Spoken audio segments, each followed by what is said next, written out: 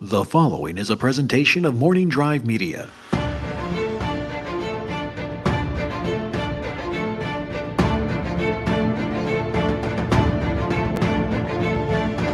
From the southernmost point of Dorne to the lands of always winter and what is west of west and the shadows in the east, this is Casterly Talk. I'm Ken Napzok, and we are back here doing a Game of Thrones rewatch. A couple weeks off. A little bit more on that in a second. And where soon you'll be able to catch Casterly Talk. Well, actually, it's the same spots.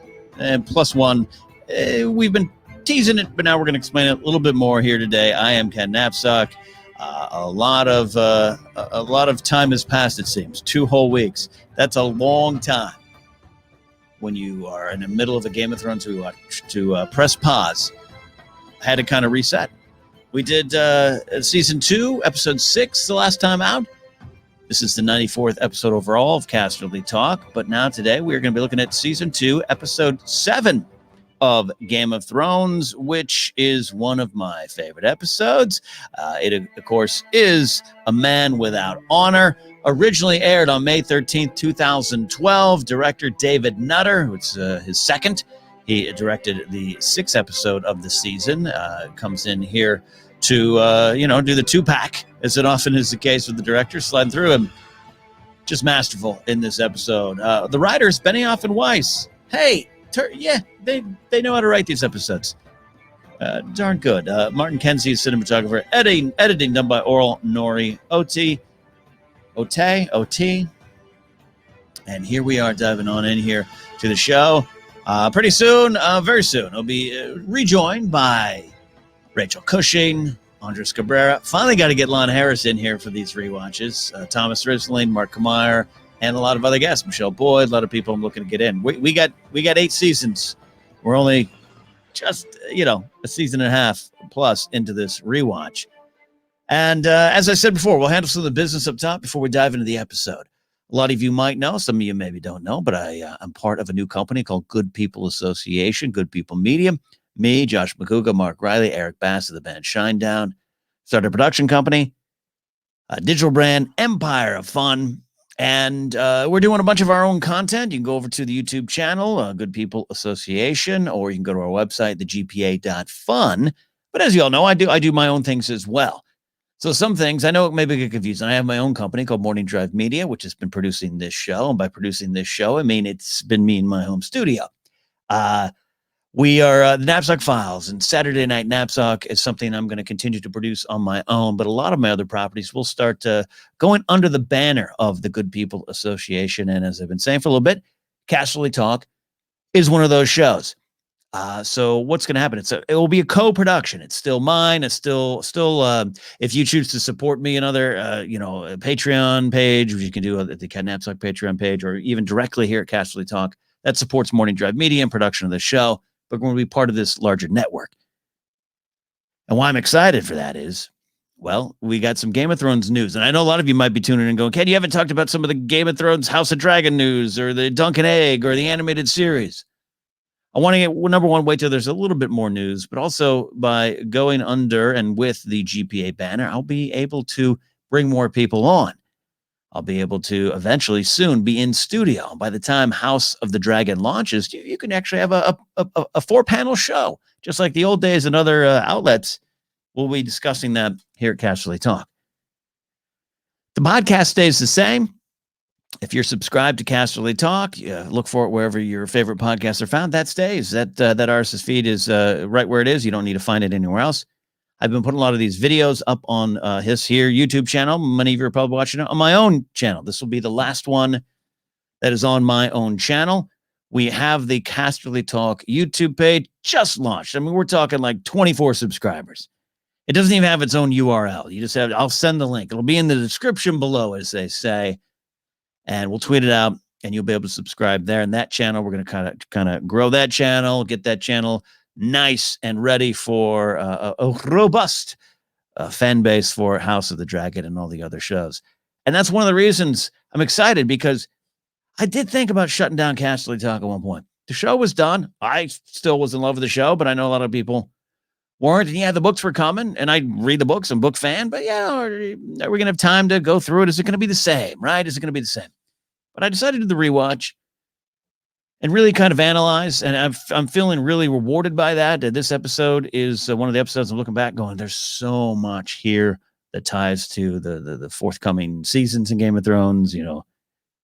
Just been really rewarded, and I hope a lot of you are as well, and have a lot of fun. If you're like me, you love Game of Thrones, Song of Ice and Fire, like Star Wars, like some of you like MCU and everything, and it's something I keep going back to. So that was one thing I was excited about doing, but now I'm excited about, hey, this world continues.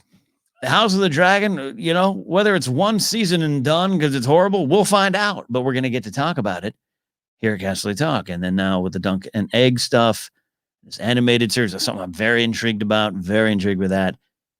And of course, eventually, George will finish the book. So we're not going anywhere. In fact, we're only going to get stronger. Go subscribe over to the new YouTube channel. Keep listening to the podcast.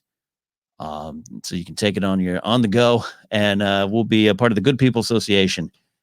More coming there soon, which also means you can get exclusive content if you join up with the GPA.fun and all those kind of things. So today we are talking at, let me get that thumbnail. Look at that thumbnail. Oh, Jon Snow. If you're watching on YouTube, Jon Snow. Now this episode, A Man Without Honor, all builds to Jaime Lannister and him kind of being this man without honor. But as we do here, Game of Thrones, Casterly Talk, when we look at Game of Thrones, we're going back to find the themes and lessons and what is there for us in the show. And I keep joking because Benioff and Weiss wrote this episode, right? And you can say all the jokes you want about season 7 and 8 if you don't like those seasons. I understand. But this is one of the best written episodes of the series, and they really had a handle of it. And a lot of it's book stuff, a lot of it not. And a lot of you watching and listening along with me know that the show diverged from the books or left the path of the books from the opening scene of the show. Did they have a stronger spine to build on? More source material to dig into? Of course. But this is one of those episodes that I just look back and go, they really had an understanding of what they were doing with these characters, and I believe, for my money, that carries out. But a lot of things can tie back to this one here. So excited to get into this one. And as I was saying, I sidetracked myself trying to almost like pre-debate anyone trying to debate Benioff and Weiss. This is Jaime Lannister's episode, A Man Without Honor, right? It builds to him, but Benioff and Weiss, for all of the praise I just heaped on them, they always say, we don't do themes. I think it's Benioff who says, themes are for 8th grade book reports. And look, that's a fun, snarky line. I don't even know where the interview came from. I'm taking it even out of context at this point. I'll tell you, it doesn't matter. The themes are there. The themes are in the episodes. They just cry out themselves. This episode is about honor.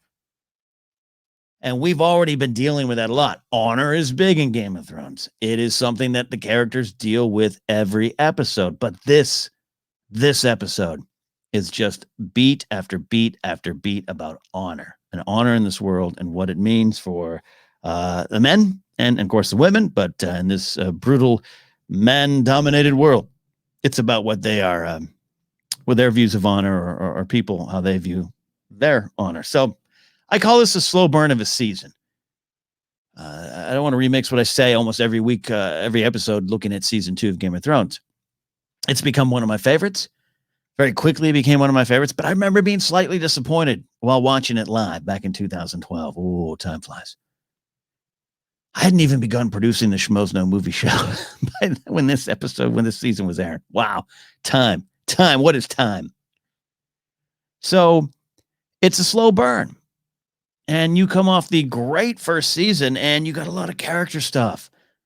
And you're wanting to build to something. Now, we didn't quite know if, again, taking the books aside, as viewers, and even as book readers who were viewing the show, the pattern of each season builds to something big at episode 9 or the penultimate episode of most seasons until, season 8 just kind of comes in with its own big stuff, and season 7 too. But for the first 6 seasons, it was just kind of that pattern we felt.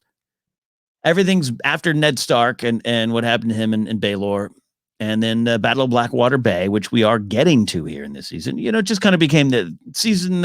Each season, it was like, what's episode 9 going to be?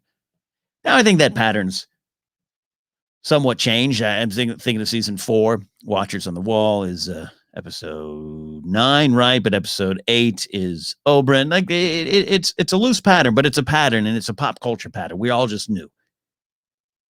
We hadn't been familiar with that pattern yet, and so that's why this season, I say slow burn, which is a good thing. It's like a nice slow roasting campfire. It's just building and building and building. But this episode, this late in the season, season 2, episode 7, it's a slow-paced episode. It takes its time, which a lot of us love, and some people lament that was missing from later seasons, which I understand. I don't think you needed to do that as much, but not to have that debate right now. But this episode doesn't seem like it's building directly to the Battle of Blackwater Bay. Hell, Stannis isn't around. Melisandre's not around. There's a lot going on in season 2. By season 7, the murder of Renly is way in the rearview mirror for me. It's like, oh, that's right, it's the same season, but we're building to it. And while this may have hurt season 2 while it was going on, I mean, it didn't hurt it a lot. The ratings continued to grow, obviously, but that little bit of water cooler talk of, I mean, this second season's Game of Thrones, I don't know, it seems okay. I just remember having those conversations with people. But this is one of the best episodes of the season, and I contend one of the best episodes in the entire run of the show. Great scenes, often one-on-one, and powerful moments, and great performances. And I keep going to choices. I talk about actors' choices when they go into scenes. Yes, there's a script. Yes, there's a director, and David Nutter comes in and just really just knows how to find the power in these quiet scenes. But the actors make choices, and there's different ways to approach every line. And can you go deeper? Can you go different? And the takes they got, I'm continually blown away by the choices in this particular episode, but also the show overall. Obviously, that's why the show worked. That's why the show garnered all those awards and attention. It wasn't just some poppy, fluffy show. There's depth there, and the actors are perhaps the prime reason for that. Lena Headey, Peter Dinklage have one of their best scenes, some of their best stuff. And I love watching it, and that's why this episode just continues to stand out to me as absolutely one of the best. You're the best around. Oh, not different, right? Talk about honor, themes and lessons. So there's been with it. And again, I want to be clear. There's some obviously powerful female characters in Game of Thrones, and a lot in this episode, and they are dealing with honor too. Not just their honor, but the honor of the men in their lives, or the honor of the other men. I want to get that clear. But without doubt, this show and of this time, and George R. R. Martin was kind of writing this time was to call it patriarchal would be under assessment of the situation there. But so honor, a lot of men have it in this episode. Some men are without it, and they feel they're without it. And most are trying to figure out what that means. And some just selling an idea of honor and riding behind the shield of honor, as I say. This episode starts with Theon. We have a lot going on. Theon is in the midst of his fall, his absolute fall. He's fighting for his honor as the Prince of Winterfell, which, of course, is the next episode, Prince of Winterfell. We get he continues to make the wrong decisions, telling Maester Luwin it's better to be cruel than weak. That's part of what he's dealing with. When they think they find the boys, he knows they don't find the boys. He's got to put up what he thinks honor is. He's struggling with that. And that's it's a powerful thread throughout season 2, the fall of Theon. And this episode ends with, that's why, it ends with Theon's face. And we'll get to that, but that's why this episode, A Man Without Honor, yes, it's all taken from that scene, those scenes with Jaime Lannister and Catelyn Stark and Brienne. But really, it's everyone. That's why this episode ending on Theon staring at the charred bodies of the farm boys that he knows he murdered to keep up some sort of honor with the people of Winterfell, with his family name, with his men. It's part of the tragedy of this episode. Jon Snow is faced with his views of honor to this point in his life. There's the honor of the vows he's taken, honor in his purpose. He's gone to the wall because it's a great honor. And look, he's already learned a lot of lessons. But remember, he's with Ygritte during this episode because he wanted to prove himself to his brothers, to Jorah Mormont and Corn Halfhand, and he wants to be a ranger. He wants to be a hero. That's honorable, and he wants to do the honorable thing like the man he believes is his father. And that honor, the blood of the Starks, the blood of the first men, and all those things that he's very proud about. And in some ways, I would say he should, and you should be proud to have Ned Stark as your father, as you know it. I don't cast the Starks as villains here. I don't necessarily cast even the North as the villains at this point in time. There may have been things done thousands of years ago that we wouldn't want to condone, but Jon is faced with all of that word honor, what it means. And Ygritte shatters his world. We'll get into that. That's some of the best stuff. It's some of the key world building for Jon and his world and his view. And love that stuff. We got Tywin Lannister in this episode. You got the great stuff with Arya. There's so much great stuff with Arya Stark and Tywin Lannister. And Tywin is talking about legacy, which is his kind of view of honor and purpose, saying this will be my last war. Do you know what legacy means?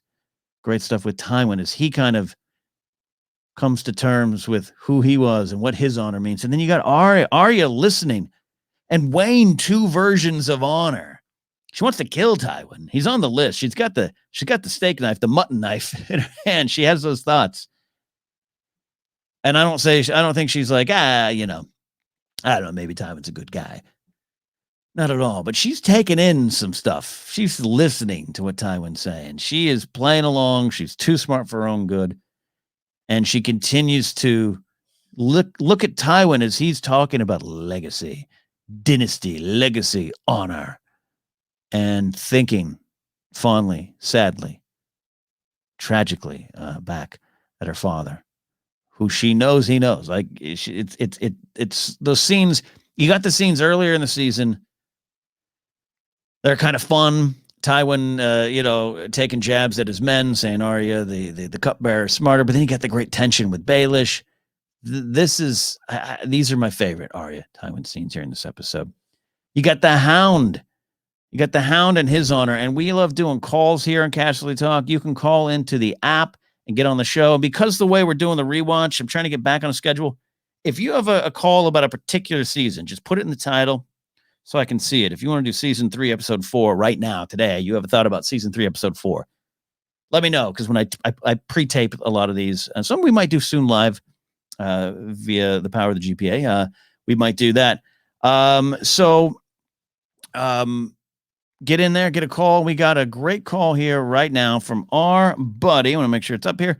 Eric Monroe, always got a great call or two in shows, and he's talking about the Hound. We'll talk about the Hound and his honor here in this episode. Hey, Ken Casterly Talk. So, Game of Thrones Season 2, Episode 7, A Man Without Honor. So, one of the things I find fascinating about the Hound's journey is he really tried to educate the Stark girls later on with Arya, but with Sansa, he tells her in the season 1 finale, just give the king what he wants, spare yourself some pain.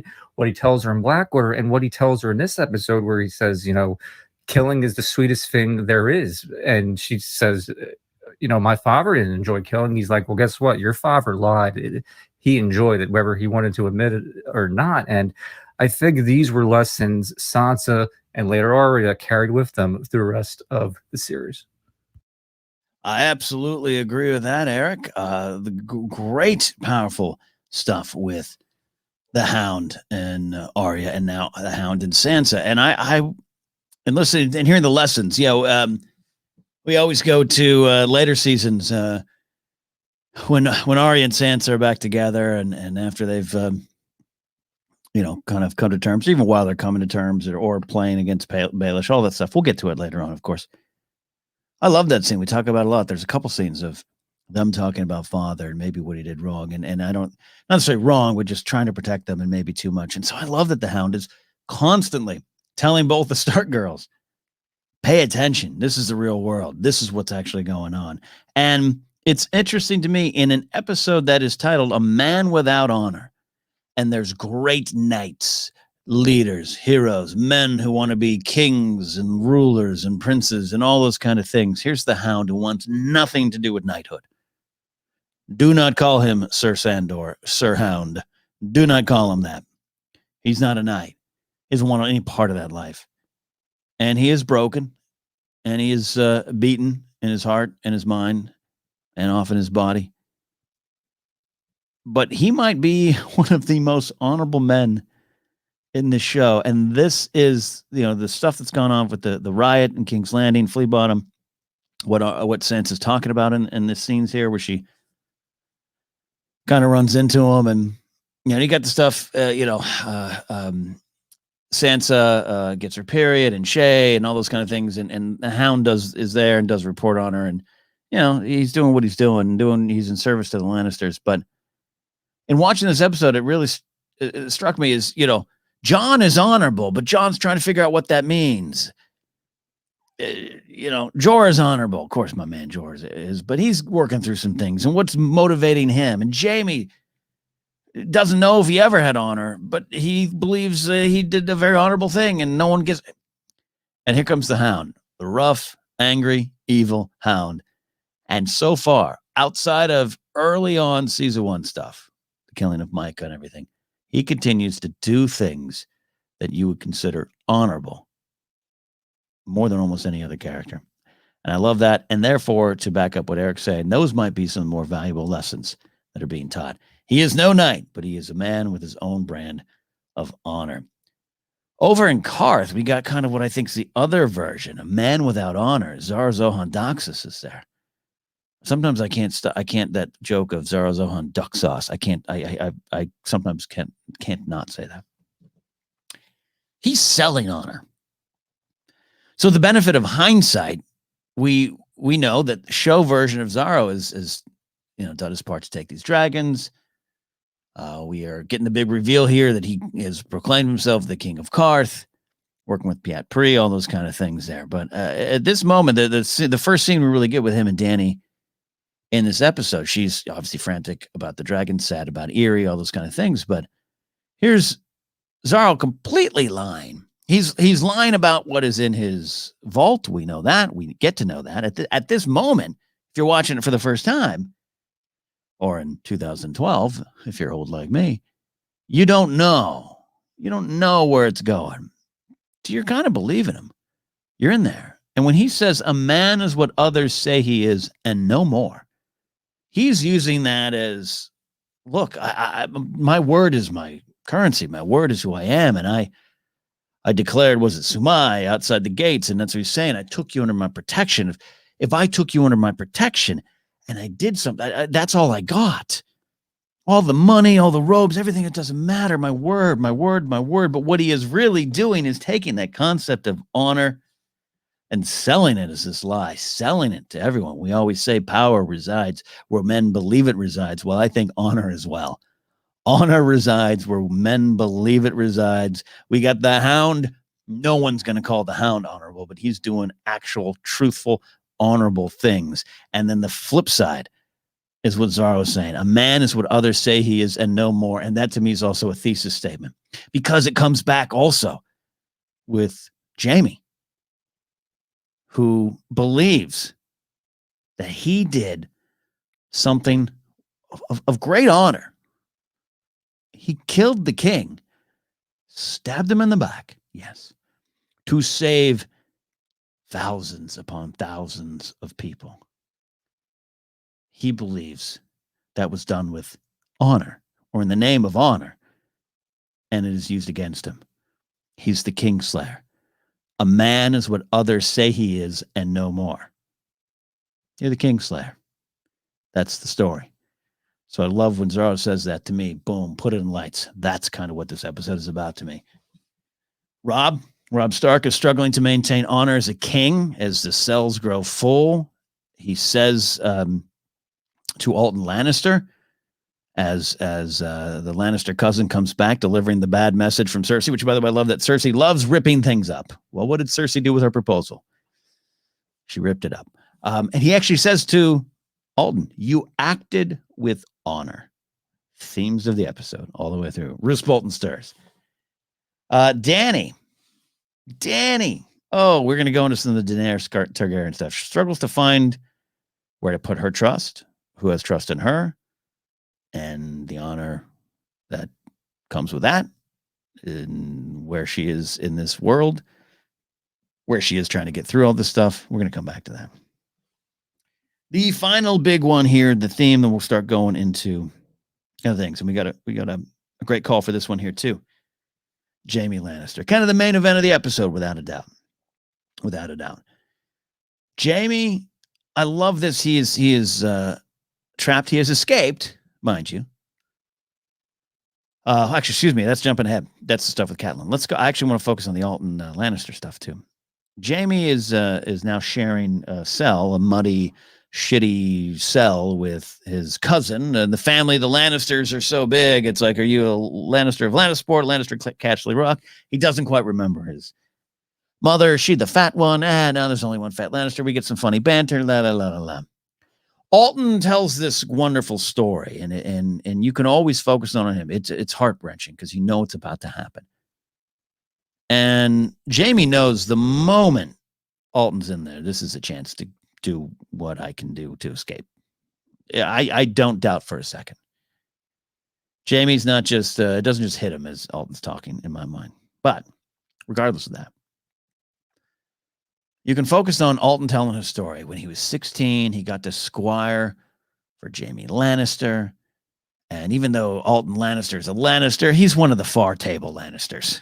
They're the ones that flew into the wedding from out of town. We put them there. They're near the kitchen door. And he literally tells that story. So it's one way to watch. You can watch that scene looking at the tragedy of Alton Lannister. Because he says it was the best day of his life, and he'll remember it until the day he dies, or the time or the moment he dies. Can't remember the exact quote. And well, it's like, that's today. That's now. It's powerful. But I loved in connecting it to the idea of honor. I love this idea that Jaime is hearing tales of his honor through the eyes of Alton. He was an honorable knight, Jaime Lannister. A man without honor, he had honor there. He had the armor, the hair, the skills, the aplomb, the love. Alton looked up to him.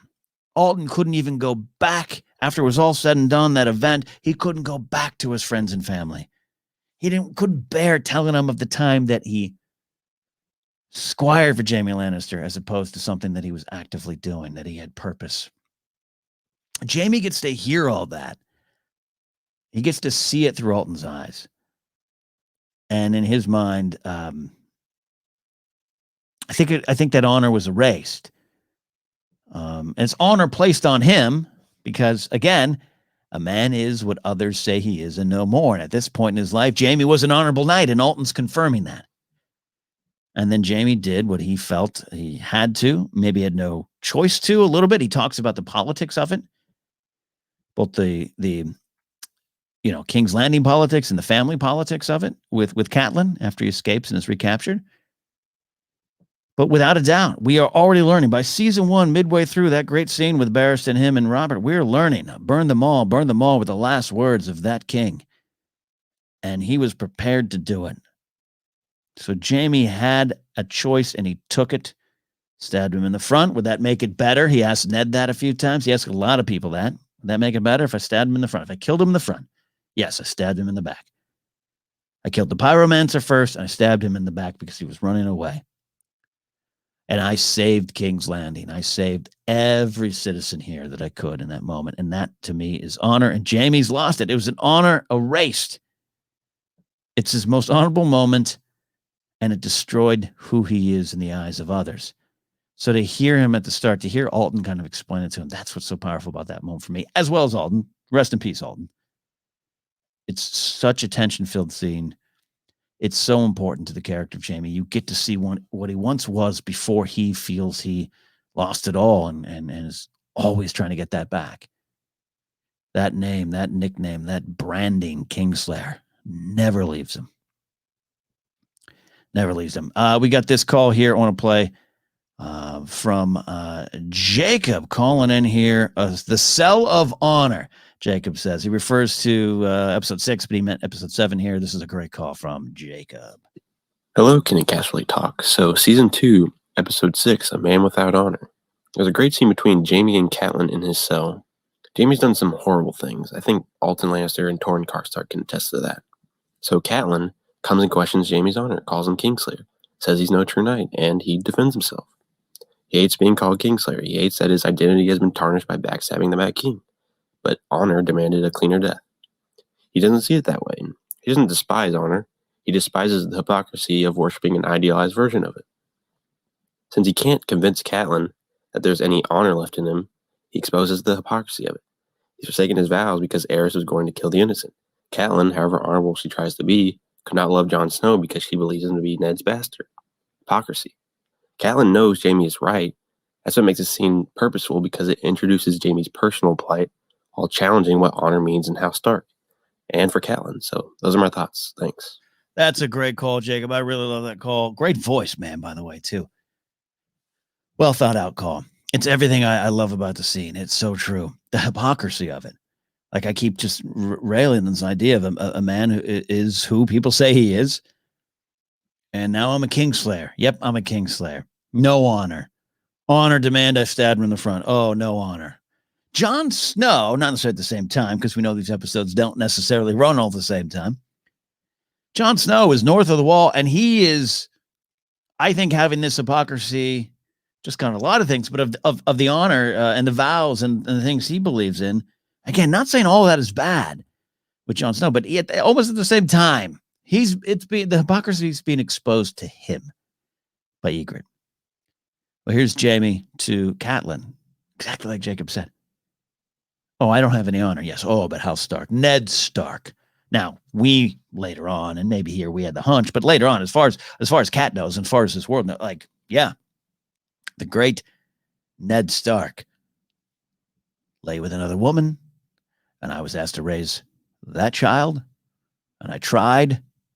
It was the honorable thing to do, and I hated it, and I hated myself for it, and I made mistakes. We hear a little bit later on in season 3, some of the stuff she feels bad about. John's life might have been different. Can't go back and change it. We don't want to go back and change it, because that probably is what drove Jon to the wall in his heart. But it's a great moment. Yeah, Jacob, you're right. Personal plight introduced, the personal kind of driving factor with Jaime. Stays with him till kind of the bitter end. Perhaps the only person who accepted what he did was Cersei.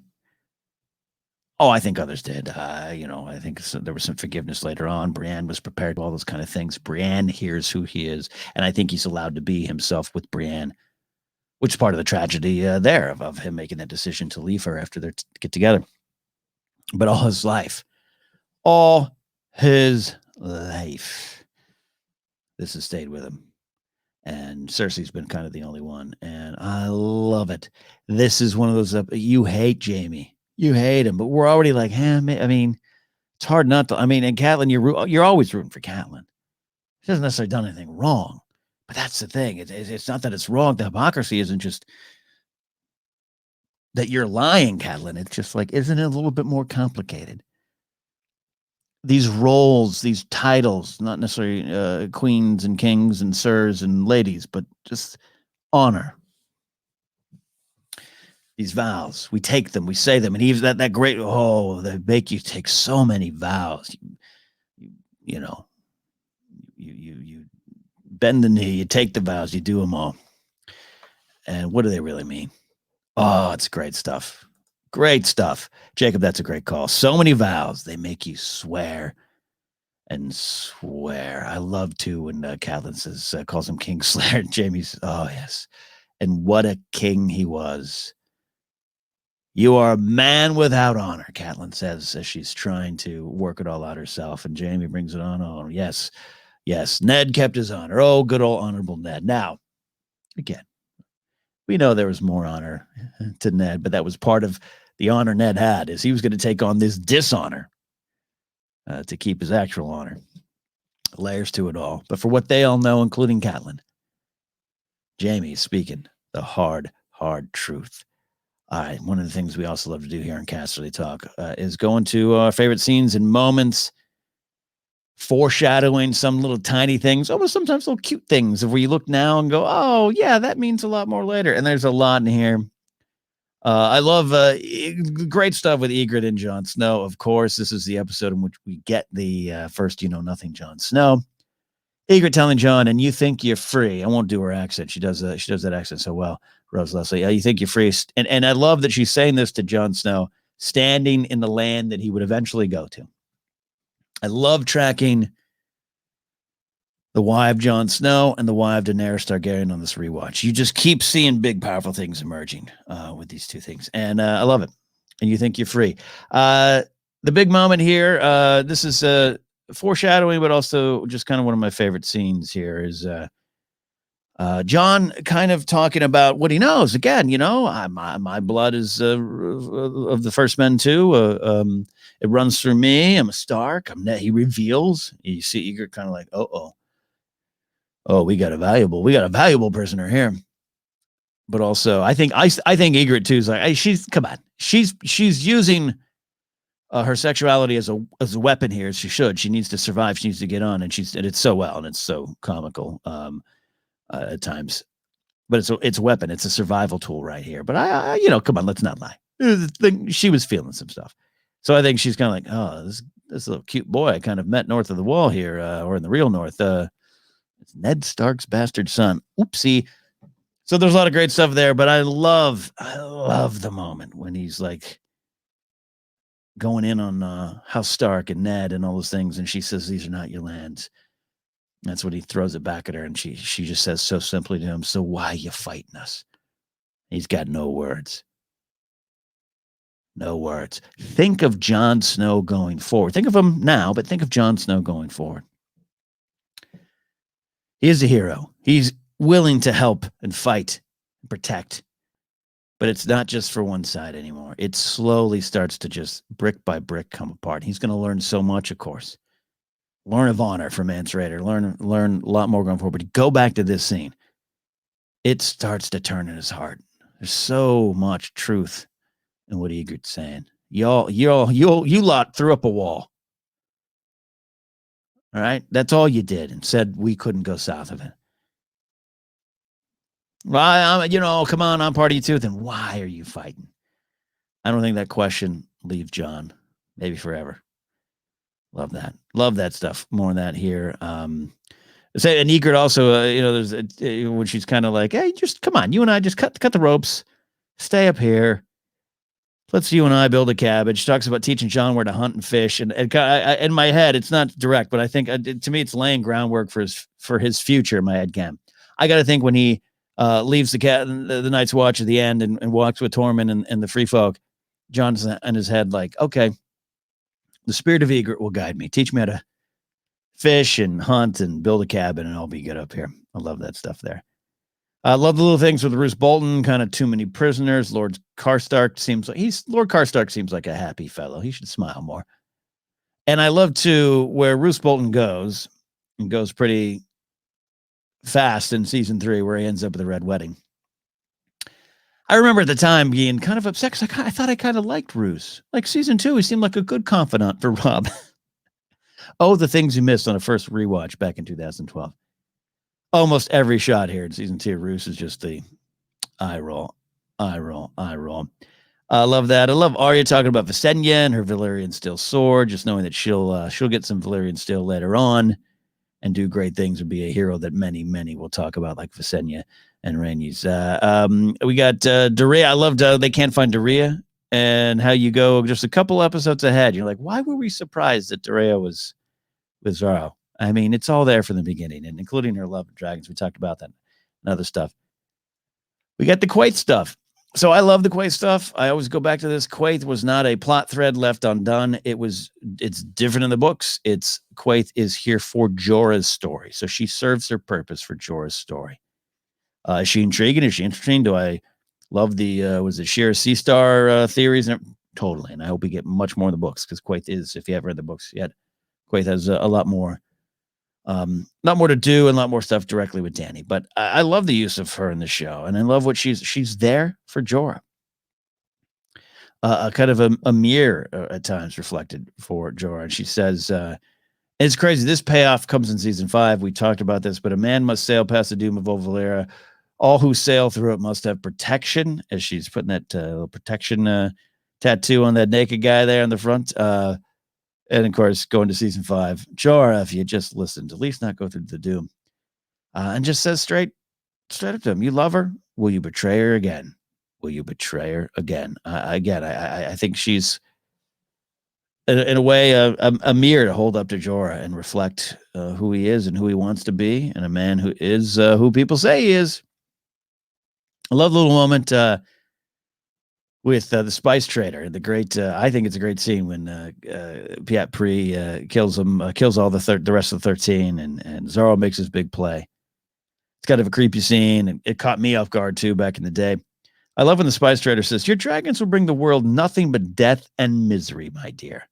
He, for a time, yeah, I'd say spice trader, really right about that. Final little foreshadowing that just Jamie, upon seeing Bran for the first time, is that a woman? And yeah, he's being rude, he's being mean, he's being a jerk. But Jamie, that woman, is going to change your life. Favorite moments, lines, and scenes, more those there. Did you pull the knife on me in the night, Egret? Who doesn't love a good boner joke? Thank you, Egret. I love too when she says to Jon Snow, "God's your doll." A lot of people love Jon Snow, and I love Jon Snow too. Joe Snow, his cousin. I love Jon Snow, but in that moment, I think Egret is echoing a lot of opinions of good boy Jon. A lot of people, he's a good boy. He's a good boy, that Jon. But a lot of people are like, too good. Goody two shoes. Boring. And yeah, her thing, you think you're better than me, Crow. I just like that line. Going to Tywin, it was a great scene with Arya and Tywin. It's a great series of scenes. And then this is my favorite one. But I love Tywin's little line of, "Is that mutton?" "Yeah, don't like mutton." I just love that Tywin has a favorite food choice. It just seems like someone who doesn't have time to care about the food he likes. But at some point, happy young Tywin had a slice of mutton and was like, "Oh, I don't like this. I don't like this. Give me something else. Give me a crow pie or eel soup or eel pie." Tywin has favorites. This is my favorite scene. So these scenes are great for Arya and her experiences and growth, as are all the scenes with Arya, all the scenes with Arya and anyone, particularly in the early seasons. But with Arya and Tywin, I think she's seeing a bigger picture of the world. She's connecting. She's seen what these men see in her house and her father and her brother, the young wolf, and all those kind of things. She's learning a lot. But this particular scene, the whole sequence during the second season of Tywin and Arya, is so great. It's fan favorite for a reason. Show only, as we know. But to me, one of the things I love about it is it is the most human we see Tywin, to me, other than when he dies sitting on the John. That's, I guess, unfortunately human. The stuff when he is sitting there, he's connecting. I always play the game of like, how does he know? Does he know who she is? Nah, if he really knew she was a Stark, he's Tywin. He would make use of that. So I've always said he doesn't really know. Baelish might be the one that knows more than Tywin, but Tywin knows she's not who she says she is, at least. And the very honest, raw, just kind of the laughter when Arya says most girls are idiots. He's kind of schooled by her a little bit when he talks about the history, and he's talking about Aegon. It says Tywin says one of my favorite quotes in the show, which is, "Aegon Targaryen changed the rules of power, the rules of leadership, perhaps even the rules of honor." And Tywin's one of those men that seems to want to change the rules to help his conquest or help defend the honor of his family. So there's that. But you know what I mean? Like, Tywin's just kind of sitting there, mulling things over, mulling who he is, laughing at Arya, thinking about his daughter, thinking about Cersei, not the queen regent, none of these other titles that Cersei has. None of that. He thinks of like Cersei, his daughter, what she must have been like. And we get a glimpse of that a little bit later on, season 5 with Maggie the Frog. But it's human. Even when the scene ends and there's a little banter and little bickering back and forth. Arya getting too big for her britches for Tywin in this moment. But even then, he's coaching her. My lord versus my lord and all those kind of things. And I love that he's like, you're too smart for your own good. Has anyone told you that before? And she walks out, focused on Tywin. He gets a little smile. And I don't necessarily think it's just about Arya. I think it's about the past and Cersei and Jaime, and maybe not Tyrion. And I'm not saying use this scene as any kind of sympathy or empathy or compassion for Tywin, but Game of Thrones always does a great job of getting to the core of these characters, even when they're pretty ruthless. I'm never going to root for Ramsay, but when he gets, naturalized and Roose and him are standing on that hill, you feel it. Theon, especially during this run, season 2 and 3, and I'm not rooting for Theon here. I'm rooting for him by the end. But now in this rewatch, you see where the cracks are. You see how the trouble is coming, and you see where the pain is. I think you see a little bit of what time he is with Arya. He gets to be something other than the fearsome Lord Tywin, and that's why I love this particular scene. I was thinking of this here, not for nothing, but being on location makes Ygritte and Jon's scenes just something special. I'm sure they had to get up at like 4 a.m. for like the magic hour and all those kind of production things. But and this is nothing against VR sets or green screens or anything, but it's gorgeous. Those sequences are gorgeous. I love them. All right, so we got this Dany and Jorah scene. Well, I'll say this. I like there's the scene with Shay. I like good old loyal Bernadette coming to try to deliver the word to Cersei and Shay holding the knife, but the Hound's there. I love that. And we got the great stuff with, I'm looking at my notes. There's a lot, actually. Cersei and Sansa. I love this scene because Cersei has a moment to me as Sansa's mother, or maybe wicked stepmother, or whatever you want to say. And it's interesting to see a lot of this stuff, a lot of the early Sansa and Cersei stuff, and tie it ahead to some of the stuff in season 7 and 8, where Sansa kind of has a bit of maybe a positive, not positive, but she looks up to Cersei. She learned a lot from Cersei. She gets it. She gets why she's bad. She gets why she must be destroyed. She knows Cersei as an enemy, but she sees maybe what Cersei could have been. I don't know. I'd love to talk to Sansa about that, but I look at these scenes and tie it to that kind of stuff. And there's also a great moment talking about the choices. Lena Headey makes a great choice, Cersei delights at Sansa's kind of naivete behind her back as she's talking to her about flowering and this. And Sansa's like, my mom didn't tell me it'd be this messy, and just like there's this great shot of Cersei just kind of like sipping the wine, rolling that tongue, just kind of like, oh, this girl, I'm having fun with this. I love that choice. We talk about honor. I think Sansa learns a little bit about King Robert's honor. As Cersei tells the story of, I'd go into birth and Robert would go off into the forest and hunt. He'd bring me a stag head or something like that. I love that. It's, again, a view of Sansa getting a different view of the king and his honor there, too, as well. You may never love the king, but you'll love his children. Cersei gives her own kind of love is the death of duty speech. Love no one but your children. The aftermath, to me, this is kind of the aftermath of that great season 1 scene with Robert. Doesn't make her feel anything. She loves her children. We get it. We get what she wants. Get to see what drives her, is what that means there. So talking a little bit about some of the other scenes here, I want to go to Dany and Jorah. Jorah comes back. He's been out there trying to find a ship. The dragons are gone. Erie's gone, dead. Doreah's missing. Jorah comes back and says, my place is by your side. Goes on to say, I shouldn't have left you alone with these people. Daddy says, these people, like, whoa, hey, man. They're not to be trusted. We talk honor. Trust is part of honor, I think. If you have honor, maybe you gain trust,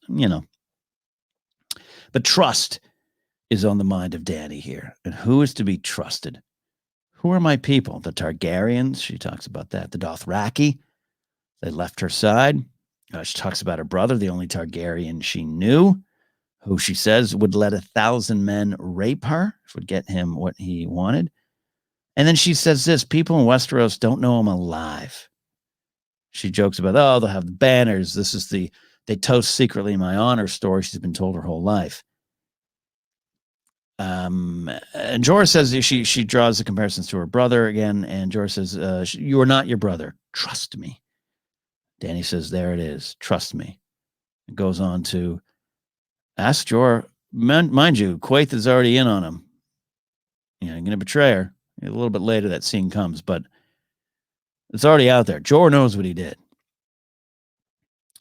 So he's saying, trust me. And Dany's just like, only you? Are you the only one? Are you the only one I should trust? Even that doesn't work for her. And I don't need trust any longer.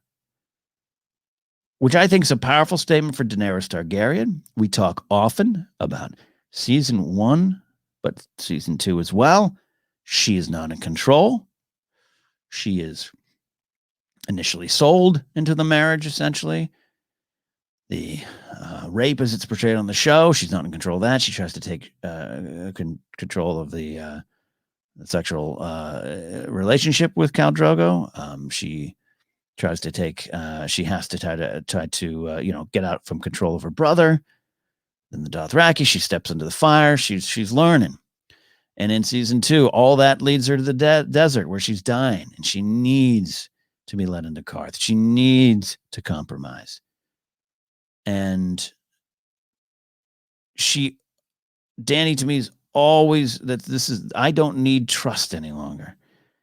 This to me is one of her themes, one of the whys of Dany, of her always trying to fight for her own way. Jorah says no one can survive in this world without help. We're season 2, episode 7. And Jorah says no one can survive in this world without help. I don't think Dany's wrong here. I don't need trust any longer. She needs to be in control. She is begging the spice trader, the spice king. He won't give her his ships. Dragons are gone. She has all these offers, and she needs ships. She needs help. She needs support. She needs an army. She needs a lot of things, but she's not getting the help she needs. And she doesn't know who to trust. And she doesn't necessarily believe a lot of people have reason to trust her. She doesn't need that. Who needs trust? She needs to be herself. But it is haunting for me to hear Jorah say no one can survive in this world without help. You do need help. And you do need people you can trust and that trust you. And one by one, after she seems to gain all the help in the world. Think of Dany and Meereen, which can be frustrating at times. She's learned to be a ruler. She makes some decisions. By now, the show is really starting to make statements about where she's going, what the world is doing to her. I still will contend a lot of the point of it is to see the treatment of Dany, the view of Dany is not a good one, and there's a powerful, painful lesson in that. All those kind of things you've all heard me talk about or listened to me talk about here on the show. Barristan Selmy in season 5 basically telling her and us what's going to happen to her if she's not careful. She has all that help. No one can survive in this world without help. She gets the help she needs, and then it's slowly peeled away, and she can no longer survive. It's a part of the tapestry. Dany's story is like all the stories here in Game of Thrones. It's complicated, and it can be a trial. It can test your mettle as a fan if you're inspired by Dany. But go back to some of this early stuff, and you see some of it rolling out in front of you there. Closing with some of the stuff here on this episode. Good to be back talking Game of Thrones with all of you. Man, it's so fun. I love listening to the great scene. There's some great scenes here with Cersei and Tyrion. Cersei and Tyrion, especially in like season 2, they're just so good together.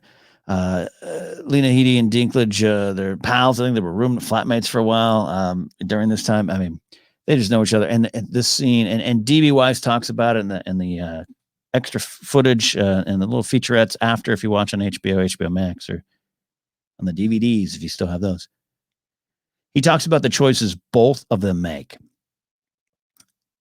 Cersei's almost on the verge. She does confess a lot. She confesses a lot to Tyrion, and things he already knew. Yeah. But they're talking about the control of Joffrey. She lays it all out. This is the truth, and says that line. Sometimes I wonder if this is the price for what we've done for our sins. They don't like each other, maybe. There's a hate, as D.B. Weiss describes it, but there's something there. And maybe they both want something there. A man, is who others say he is. Well, Tyrion been called a lot of things by Cersei, and he's called her a lot of things. So maybe in their own eyes, they are different things to each other, and maybe they don't want to be that anymore. And the subtext of that is played on this scene here. Tyrion wants to comfort his sister, but he doesn't know how. It's almost a there hand. There. Cersei wants to confess all of it. She says a lot, again, this is the truth, things that might have been known, but she wants to talk about it. She wants to just lay it all out. She is burdened. She's been used and abused her whole life as well. It's one of the, I think, lessons of Cersei, too. And for Sansa to look at Cersei, for Sansa to be connected with Cersei a little bit and see that dream life you wanted, Sansa, it could be this, which ain't much of anything. And it's heartbreaking. And what Cersei and Tyrion are trying to say but are not saying and can't say is so powerful in the scene. Love that stuff. Jaime and Alton, going back to that, just some great stuff in there. Jaime on Barristan Selmy, he was a painter that only used red. Nikolai's so good. It's a good thing I am who I am. I would have been useless at anything else. Jaime kind of pigeonholing himself there. And to me, again, it's not about Jaime losing his honor. It's just refusing to give in who he thinks he is sometimes. So a lot of great stuff there. Episode ends with Theon's final look, that heart-wrenching scene, the body's pulled up. And that's why this episode of Man Without Honor doesn't end on Jaime. It doesn't end on Catelyn Stark saying that. It doesn't end on anything but Theon Greyjoy. As Maester Luwin screams, "What have you done?" And that crack on his face. We know it's a lie. We know it's a facade. He's searching for honor, and he is a man without honor.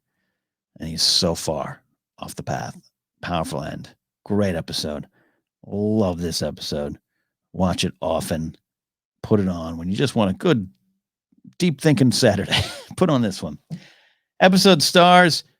I gotta say, Rose Leslie is Ygritte again and again and again. I think she's so awesome, and he's just so great. Love everything she does, but this episode really she just reaches out and grabs you. She grabs Jon Snow, grabs his heart right here. I think this episode, she changes his world. Ian Hanmore is Piat Pri. I've always loved Piat Pri. Come join us at the House of the Undying. So lyrical in his delivery, really creepy, so good. Love him there. And I want to say this: I was watching this episode, and there's so many just superstars in this episode. I got Richard Madden as the warm-hearted king. His stuff with Talisa, you can watch, you can kind of be, no, you're going to break a vow. Where's your honor? What he's trying to do here, man, he would have been a good king. Renly would have been a good king. I think Robb Stark would have been a little better of a king if he'd gotten there. Maybe a couple of times a little too confident, maybe sometimes a little too full of himself, a little too stubborn. Hey, that's a Stark trait. We get that. But in watching him here with Talisa, he's doing the right things.